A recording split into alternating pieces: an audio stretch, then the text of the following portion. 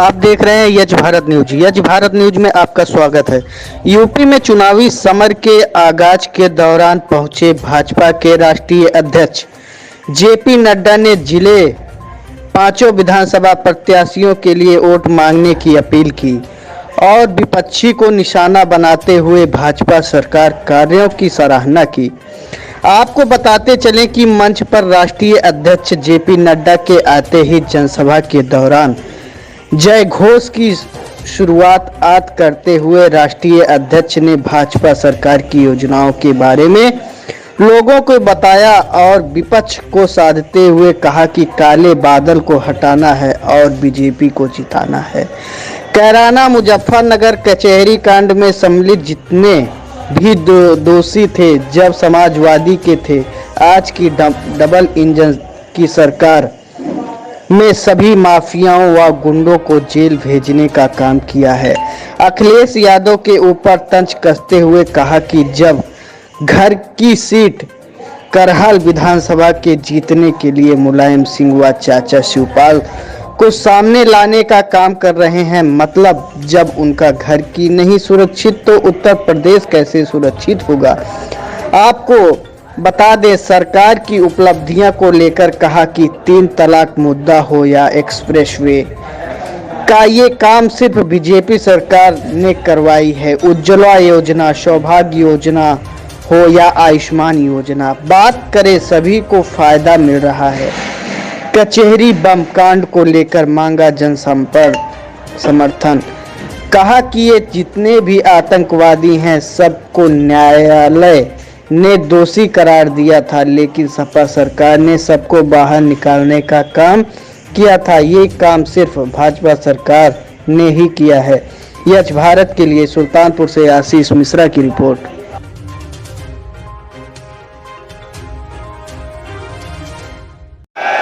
भारत माता की, Bharatiya Janata party, Bharatiya Janata party. मंच पर विराजमान मेरे साथ अपने इस क्षेत्र के क्षेत्रीय अध्यक्ष श्री महेश चंद्र श्रीवास्तव जी, हमारे जिला के जिला प्रभारी श्री शंकर गिरी जी, हमारे इस क्षेत्र के लोकप्रिय प्रत्याशी सम्माननीय विनोद सिंह जी, हमारे पड़ोस के ही प्रत्याशी श्री सीताराम वर्मा जी, ओम प्रकाश पांडे जी जो इसौली से प्रत्याशी हैं और राजेश गौतम जी जो कादीपुर से प्रत्याशी हैं।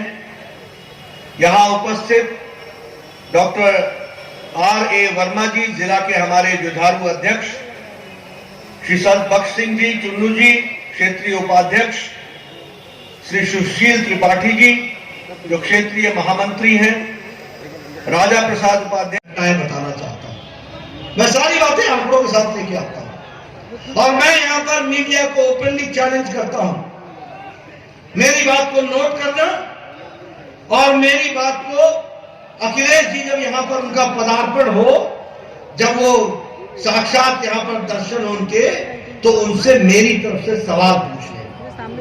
मैं आपके सामने कुछ आंकड़े रखना चाहता हूं। सबसे पहली बात मैं आपके सामने ये बताना चाहता हूं कि 26 अप्रैल 2000 क्षमा करिएगा 23 फरवरी 2005 23 नवंबर 2007 याद कीजिए, उत्तर प्रदेश में 3 बम ब्लास्ट हुए थे कचहरी में। एक अयोध्या की कचहरी में बम ब्लास्ट हुआ था, एक लखनऊ की कचहरी में बम ब्लास्ट हुआ था और एक वाराणसी की कचहरी में बम ब्लास्ट हुआ था। 3 बम ब्लास्ट हुए थे। 15 लोग मारे गए थे और 50 लोग घायल हुए थे। 15 लोग मारे गए थे, 50 लोग घायल हुए थे। इसका जिम्मेवारी इंडियन मुजाहिदीन ने ली थी और इंडियन मुजाहिदीन ने कहा कि यही नहीं, हमने इसके साथ साथ दशाश्वमेध घाट पर भी ब्लास्ट किया था 23 फरवरी को, जिसमें 7 लोग मारे गए थे। श्रमजीवी ट्रेन पर भी हमने ब्लास्ट किया था, जिसमें 13 लोग मारे गए थे। नई दिल्ली के सरोजनी नगर में और गोविंदपुरी और पहाड़गंज में भी हमने बम ब्लास्ट किया था, जिसमें 62 लोग मारे गए थे। हमने संकट मोचन वाराणसी में भी ब्लास्ट किया था, जिसमें 28 लोग मारे गए थे। हमने मुंबई के लोकल ट्रेन में भी ब्लास्ट किया था, जिसमें 209 लोग मारे गए थे। और इसमें यूपी के एसटीएफ ने और एनआईए ने मिल करके, स्पेशल टास्क फोर्स ने, हाकिम तारिक कासमी जो आजमगढ़ का रहने वाला था, और इसके साथ साथ खालिद मुजाहिद जो जौनपुर का रहने वाला था, इन दोनों के खिलाफ केस मुकदमा दायर किया। इन सब ब्लास्ट को लेकर के, ये सारे ब्लास्ट कचहरी से लेकर, दशाश्वमेध घाट से लेकर, बॉम्बे ट्रेन ब्लास्ट से लेकर, सरोजनी नगर के ब्लास्ट से लेकर के, सारे ब्लास्ट के लिए इनको दोषी पाया गया। अब आपको, मैंने परसों रात को टीवी ऑन किया तो देखा हमारे अखिलेश जी अपने पूज्य पिताजी के साथ बड़े दिनों बाद दर्शन हुए उनके। कहां दर्शन हुए? करहल में। इसका मतलब अब अखिलेश जी आपने उत्तर प्रदेश का चुनाव लड़ना छोड़ दिया। अब आपको मुलायम सिंह जी के आशीर्वाद की जरूरत करहल की धरती पर पड़ गई। देखो, ये राजनीतिक दृष्टि से ये समझने की बात है कि घर ही हिला हुआ है, तो उत्तर प्रदेश की क्या बात करना, क्या जरूरत पड़ी आखिर मुलायम जी को वहां करहल जाने की? इसलिए जरूरत पड़ी क्योंकि घर हिल गया है, हिल गया। और अब वो चुनाव उत्तर प्रदेश का नहीं लड़ रहे हैं, अब तो करहल का चुनाव लड़ रहे हैं, घर की सीट का चुनाव लड़ रहे हैं। इसको भी हमको याद करना चाहिए और इसको भी हमको समझ करके ही चलना चाहिए। अखिलेश जी के राज में 200 दंगे हुए थे कि नहीं हुए थे? आप बताइए, 300 बार बंद हुआ था कि नहीं हुआ था उत्तर प्रदेश? कर्फ्यू लगा था कि नहीं 700 बार? योगी जी के टाइम पर एक भी दंगा नहीं हुआ और किसी की भी बंद कराने की हिम्मत नहीं है। और हर एक जुलूस ठीक से निकलता है कि नहीं निकलता है? विसर्जन ठीक से होता है देवी जी का कि नहीं होता है? परमिशन मिलती है कि नहीं मिलती है? ये है अंतर, वो है सूरज और ये है काले बादल। अब आपका काम है कि बादल को हटाओ, सूरज की रोशनी लो और विकास को आगे बढ़ाओ। इसकी हमको चिंता है। मित्रों, मैं यही नहीं रुकता हूं। आप बताइए, कैराना में 60 परिवार पलायन कर गए थे कि नहीं कर गए थे? और मुजफ्फरनगर दंगे में 92 लोग मरे थे कि नहीं मरे थे? और मुजफ्फरनगर में मरने वाले, मुजफ्फरनगर में दंगा कराने में जो मुख्य अभियुक्त था, उसको एरोप्लेन से अखिलेश ने अपने घर में निमंत्रण दिया था कि नहीं दिया था? वो गया था कि नहीं गया था? उसको बिरयानी खिलाई थी कि नहीं खिलाई थी? अब चुनाव वाले दिन आपने भी इन लोगों को अच्छे तरीके से इनकी सेवा करनी है, मुंह तोड़ जवाब देना है, ये हमको समझना पड़ेगा। और मैं फिर यही नहीं रुकता हूं। उत्तर प्रदेश के लिए नासूर है, ये उत्तर प्रदेश के विकास के लिए रोड़ा है। और मैं फिर कहने के लिए नहीं कह रहा हूं, मैं आपके सामने इस बात को रखना चाहता हूं। बताइए, 5 साल पहले उत्तर प्रदेश में माफिया राज था कि नहीं था? बताइए, 5 साल पहले लोग अपने दुकानें बंद करके 5-7 बजे के बाद चले जाते थे कि नहीं चले जाते? बताइए, माताएं बहनें असुरक्षित थी कि नहीं थी?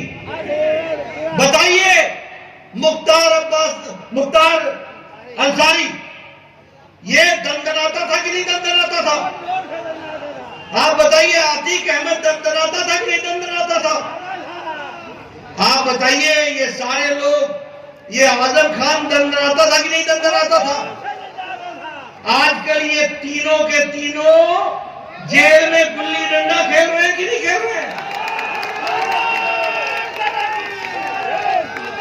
अब मैं आपसे पूछना चाहता हूं कि कौन सा कानून था जब ये दंगना रहे थे, और कौन सा कानून था जो आज ये जेल में गुल्ली डंडा खेल रहे हैं। मित्रों, कानून एक था, पर उस समय राजा की आंखों में पट्टी बंधी थी। आज योगी राजा के कान आंख खुले हैं और इसलिए ये जेल के अंदर है और आप बाहर बस्ती में घूम रहे हैं। ये हमको समझना चाहिए।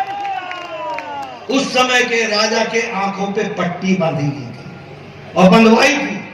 मैं ना देखूं, करो मौज। मैंने सुना अखिलेश जी इन लोगों को साहब के नाम से संबोधित करते हैं। साहब, वाह रे वाह, वाह रे सपा, ये काले बादल आधे जेल से लड़ रहे हैं, आधे बेल पर है। मित्रों, आप बताइए, गरीब, वंचित, पीड़ित, शोषित, दलित, इसकी चिंता करने का काम किया। आप विकास की बात करें। अब मुझे बहुत गजब भी लगता है, आजकल उत्तर प्रदेश से लोग मेरे से मिलने आते हैं तो कहते हैं मैं 3 घंटे में आ जाऊंगा, मैं 4 घंटे में आ जाऊंगा, मैं 5 घंटे में आ जाऊंगा। मैं उनसे पूछता हूं कैसे आ जाओगे? ओ एक्सप्रेस हाईवे पकड़ेंगे और आ जाएंगे, हाईवे पकड़ेंगे और आ जाएंगे, हाईवे पकड़ेंगे आ जाएंगे। ये हाईवे कहां था भैया? ये मोदी जी का क्यों इंतजार कर रहा था? आज Purvanchal express, Ganga express link, अपना बुंदेलखंड एक्सप्रेस वे, हमारा गोरखपुर एक्सप्रेस वे, हर जगह एक्सप्रेस वे बन रहा है और 4 लेन, 6 लेन, ये 6 लेन और 4 लेन बन रहा है। इसको समझना पड़ेगा, इसको जानना पड़ेगा। मैं तो कहता हूं मित्रों, ये सड़क नहीं है, ये उत्तर प्रदेश की विकास की गंगा की कहानी है। ये आपको याद रखना चाहिए। ये विकास की कहानी है। आज आपके यहां लखनऊ में अटल बिहारी मेडिकल यूनिवर्सिटी बन रही है। आज आपके यहां आयुष यूनिवर्सिटी बन रही है। आपके यहां 2 all India institute of medical sciences हो गए। आने वाले समय में आपको इलाज के लिए दिल्ली नहीं आना पड़ेगा, आपका इलाज उत्तर प्रदेश में हो जाएगा। यह मोदी जी ने रचना की है। और आपको जान करके आश्चर्य भी होगा और खुशी भी होगी। आश्चर्य है कि 22-23 करोड़ की जनसंख्या उत्तर प्रदेश, और 2014 में जब मैं स्वास्थ्य मंत्री बना तो उस समय यहां पर 14 मेडिकल कॉलेज थे, सिर्फ 14 मेडिकल कॉलेज। और आज मोदी जी के आशीर्वाद से 59 मेडिकल कॉलेज हैं, जिसमें सुल्तानपुर भी आता है। यह भी आपको ध्यान रखना चाहिए। क्यों नहीं चिंता हुई? आज सुल्तानपुर में मेडिकल कॉलेज कैसे हो रहा है? इसलिए हो रहा है कि मोदी जी ने तय किया कि हमारा बच्चा बाहर नहीं जाएगा पढ़ने के लिए, वो डिस्ट्रिक्ट में ही पढ़ेगा और वहीं के गांव की सेवा करेगा, वहीं मेडिकल कॉलेज बनाएंगे। इस बात को लेकर के पूरा किया। अभी जो निर्मला सीतारमण जी ने जो बजट रखा है, उसमें एक साल बाकायदा उत्तर प्रदेश के बतौर मुख्यमंत्री अखिलेश जी ने केस को वापस लेने के लिए हुक्म जारी किया और केस को विड्रॉ कर लिया। आतंकवादियों के खिलाफ केस विड्रॉ हो गया। इलाहाबाद हाईकोर्ट ने कहा आप ये केस वापस नहीं ले सकते हैं, इस केस पर मुकदमा चलेगा। इसी दौरान एक गोरखपुर में गोलघर बम ब्लास्ट हुआ, उसमें भी इन दोनों का नाम आया, वह भी केस जुड़ा, उससे भी अखिलेश जी ने इनको बरी कर दिया। High court, Allahabad high court ने केस चलाया और गोरखपुर के स्पेशल कोर्ट ने इनको 4 जिंदगियों तक आजीवन कारावास दिया। 4 जिंदगियों तक। मैं जानना चाहता हूं अखिलेश जी, ये जो काले बादल मैं आपको बता रहा हूं, क्या ऐसे लोगों को आप रक्षा के लिए लाओगे? ऐसे लोगों को मुख्यमंत्री बनाओगे? मैं पत्रकार भाइयों से बताना चाहता हूं कि अखिलेश जी आए तो पूछना, क्या ऐसे लोग मुख्यमंत्री बनेंगे जो रक्षक ही भक्षक बन जाए? अभी परसों अखिलेश जी ने कहा बीजेपी वाले संविधान को नहीं मानते। अरे तुमने शपथ ली थी कि मैं ईश्वर की शपथ लेता हूं कि मैं संविधान की रक्षा करूंगा, लेकिन तुम्हारे कर्तव्य बताते हैं कि तुमने क्या किया। तुमने शपथ ये ली कि मैं ईश्वर की शपथ लेता हूं कि मैं आतंकवादियों की रक्षा करूंगा। ये काम तुमने करके दिया। यही नहीं, रामपुर में 31 की रात 2007, 31 दिसंबर और 1/2008, 1/1/2008, 1 बजे रात को रामपुर में AK-56 से सीआरपीएफ के कैंप पर AK-56 राइफल से हमला किया इंडियन मुजाहिदीन के लोगों ने और लश्कर-ए-तोयबा ने। 7 लोग मारे गए, 7 हमारे पुलिस सीआरपीएफ के जवान मारे गए, 7 माताओं के गोद सूनी हो गई, 7 बहनें विधवा हो गई, 7 परिवार के बच्चे अनाथ हो गए। किसी ने सुध नहीं ली। एनआईए ने पकड़ करके निकाला तो इंडियन मुजाहिदीन का और हरकत उल इस्लामी का जो कमांडर इन चीफ था, शहाबुद्दीन, बिहार का रहने वाला, वो पकड़ा गया, उसके खिलाफ मुकदमा चला, उसके कारण 7 लोग पकड़े गए। अखिलेश जी ने यही 23 अप्रैल 2012 को शहाबुद्दीन को भी ये कह करके छोड़ दे दिया कि सामाजिक सद्भाव रखने के लिए मैं शहाबुद्दीन को बरी करता हूं और उनके खिलाफ केस विड्रॉ करता हूं। ऐसे हैं ये लोग। कहा था कि 3 तलाक को समाप्त करो, ये मुस्लिम महिलाओं के लिए अभिशाप है, ये बहुत बड़ा दंश है, इसको समाप्त करो। सुप्रीम कोर्ट ने कहा था। किसी भी राजनीतिक दल में ये ताकत नहीं थी, किसी भी राजनीतिक दल के नेता में ये रीढ़ की हड्डी नहीं थी कि वो इसको हटा दे। वो समझौता करते थे, वो तुष्टीकरण की राजनीति करते थे। ये मोदी जी हैं जिन्होंने सुप्रीम कोर्ट के आदेश को पार्लियामेंट में लाकर कानून बना करके मुस्लिम बहनों को 3 तलाक से आजादी दिला दी। ये भी हमको याद रखना चाहिए। और आपको भी जानकारी होनी चाहिए, 3 तलाक पाकिस्तान में नहीं है, 3 तलाक अफगानिस्तान में नहीं है, 3 तलाक बांग्लादेश में नहीं है, 3 तलाक ईरान में नहीं है, 3 तलाक इराक में नहीं है, 3 तलाक सीरिया में नहीं है, 3 तलाक बहुतायत मुस्लिम देश इंडोनेशिया में भी नहीं है। लेकिन हमारा देश जो सेकुलर देश था, यहां 3 तलाक जारी था, सुप्रीम कोर्ट के आदेश के बावजूद जारी था। यह मुस्लिम बहनों को आजादी दिलाने का काम किया तो विचारों की पार्टी भारतीय जनता पार्टी ने करके दिया। यह हमको ध्यान रखना है। इसलिए मित्रों, हम एक विचारों से जुड़े हुए पार्टी। दूसरी बात, हम गांव, गरीब, दलित, पीड़ित, शोषित, समाज के अंतिम पायदान पर खड़ा व्यक्ति, हमारी महिला शक्ति, हमारे नौजवान युवा, हमारे किसान भाई, इनके लिए समर्पित है तो भारतीय जनता पार्टी है, ये याद रखें। और फिर ये मैं भाषण के लिए नहीं कह रहा हूं, हमारे हर कार्यक्रम देख लो आप, हर कार्यक्रम वो गरीब को मजबूती देते हैं, वो महिलाओं को मजबूती देते हैं, वो युवाओं को मजबूती देते हैं, वो किसान को सशक्त करते हैं। इस बात को हमको समझना पड़ेगा। हमारे नेता भी बोल रहे थे, विनोद सिंह जी ने थोड़ी देर में जो चर्चा की, उन्होंने बातचीत की, विकास की।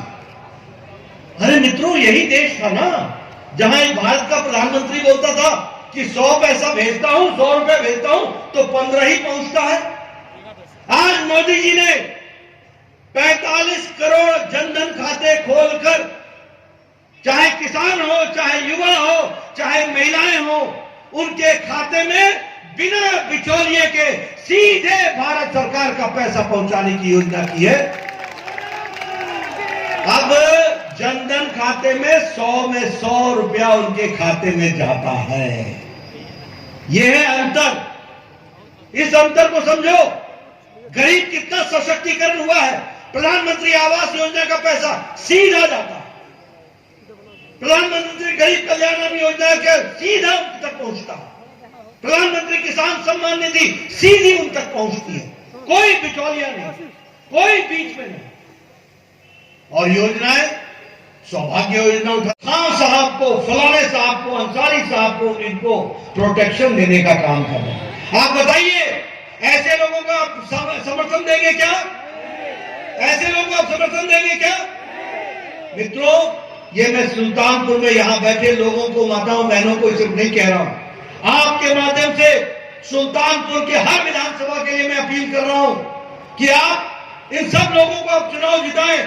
ये राष्ट्रवाद का रास्ता है, ये विकास का रास्ता है, ये आगे बढ़ने का रास्ता है, और समाजवादी पार्टी का रास्ता विनाश का रास्ता है, अपने ऊपर काले बादल छाने का रास्ता है। ये हमको ध्यान में रखना है। और इसीलिए मैं आपसे अपील करने आया हूं कि आप पूरी ताकत लगा करके नौजवान साथी चुनाव तक चुप मत बैठना, घर घर जाओ, गांव-गांव जाओ, लोगों को संदेश दो कि विकास के दूसरा नाम है तो भारतीय जनता पार्टी है, राष्ट्रवाद का नाम है तो भारतीय जनता पार्टी है, देश को आगे बढ़ाने का नाम है तो नरेंद्र मोदी है, और प्रदेश को आगे बढ़ाने का नाम है तो योगी आदित्यनाथ है। इसको लेकर के आगे बढ़ो। मुझे पूरा विश्वास है कि आप ये काम करेंगे। और मीडिया वाले मेरे प्रश्नों को नोट कर लिया होगा, वह जरूर अखिलेश जी से पूछेंगे। मैं हवाई की बात करने वाला आदमी नहीं हूं, मैं तथ्यों के साथ जनता के बीच में जाने वाला आदमी हूं। और इसीलिए मैं ये बात आपको बता रहा हूं, ये मुद्दा होना चाहिए चुनाव का। एक तरफ रक्षक है योगी जी, एक तरफ रक्षक हैं हमारे भारत के प्रधानमंत्री, एक तरफ भक्षक हैं जो कानून के आड़ में अपने आप को पनपाते हैं और अपने लोगों के माध्यम से जनता को अंधकार में ढकेलते हैं। ये हमको याद रखना चाहिए। आपने मेरी बात सुनी, इतने धूप में आप बैठे रहे, आपका बहुत बहुत